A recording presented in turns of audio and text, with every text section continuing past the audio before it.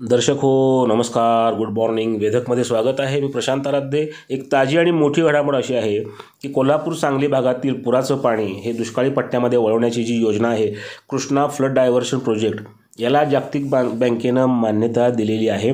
आणि जवळपास 3300 कोटींचा हा प्रकल्प असून त्यापैकी 2300 कोटी रुपये जागतिक बँक देणार आहे.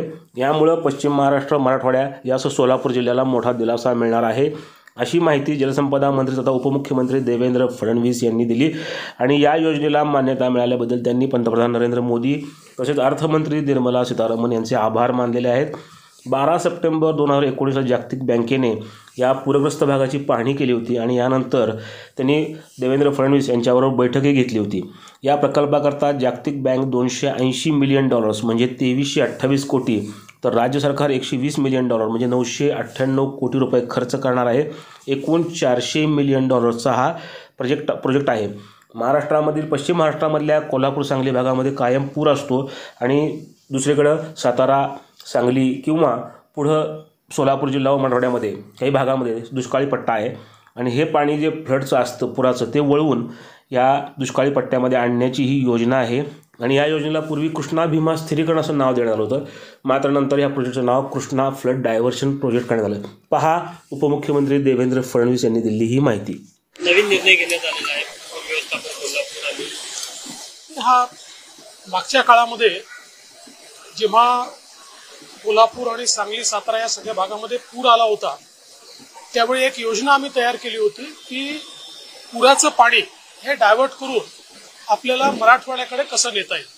कारण पुराचं जे पाणी असतं हे एक्स्ट्रा वॉटर असतं, ते काही कुठल्या राज्याच्या मालकीचं नाही आहे. आणि म्हणून या संदर्भात आपण एक प्रोजेक्ट तयार केला होता आणि Asian development bank, world bank दोघांनाही आपण तो प्रोजेक्ट दिला होता.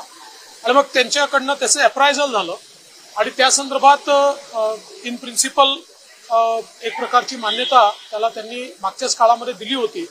आणि त्या संदर्भात जी आपली इकॉनॉमिक अफेअर्सची कमिटी आहे, माननीय वित्तमंत्र्याच्या अंतर्गत त्या समितीसमोर हे प्रपोजल गेलं होतं.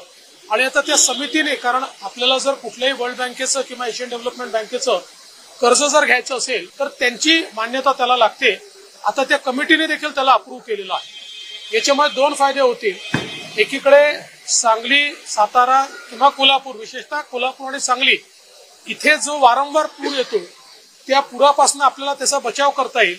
आणि हे पुराचं पाणी आपल्याला जो काही आपला दुष्काळी भाग आहे, त्या दुष्काळी भागाकडे आपल्याला ते पाणी देखील वळवता येईल. आणि आपण पाहतोय की सातत्याने, म्हणजे 5 वर्षातनं 3 वर्ष तरी अशा प्रकारचा पूर आपल्याला सातत्याने येताना दिसतो. त्यामुळे हे पाणी सातत्याने उपलब्ध आहे आणि म्हणून या पाण्याचा उपयोग आपल्याला दुष्काळी भागामध्ये करता येईल. अशा प्रकारचा हा जो अतिशय युनिक प्रोजेक्ट आहे, त्या प्रोजेक्टला आता जी आपली कमिटी आहे इकॉनॉमिक अफेअर्सची, माननीय केंद्रीय वित्तमंत्र्यांच्या अध्यक्षतेखाली त्यांनी त्याला एक प्रकारे मान्यता दिलेली आहे. त्यामुळे मला असं वाटतं की मागच्या काळात मग ते कृष्णा भीमा स्थिरीकरणासारखे प्रोजेक्ट असतील किंवा वेगवेगळ्या प्रकारच्या ज्या संकल्पना मांडण्यात आल्या होत्या, त्या संकल्पना कुठेतरी या प्रोजेक्टने आपल्याला पूर्ण करता येईल. वैनगंगा नळगंगा प्रकल्पातही गोसेपासून नळगंगेला पाणी पाठवण्यात दिलं. वैनगंगा नळगंगाचा संदर्भात आता जी कॅबिनेट झाली, त्या कॅबिनेटच्या बैठकीमध्ये या प्रस्तावाला आम्ही मान्यता दिलेली आहे.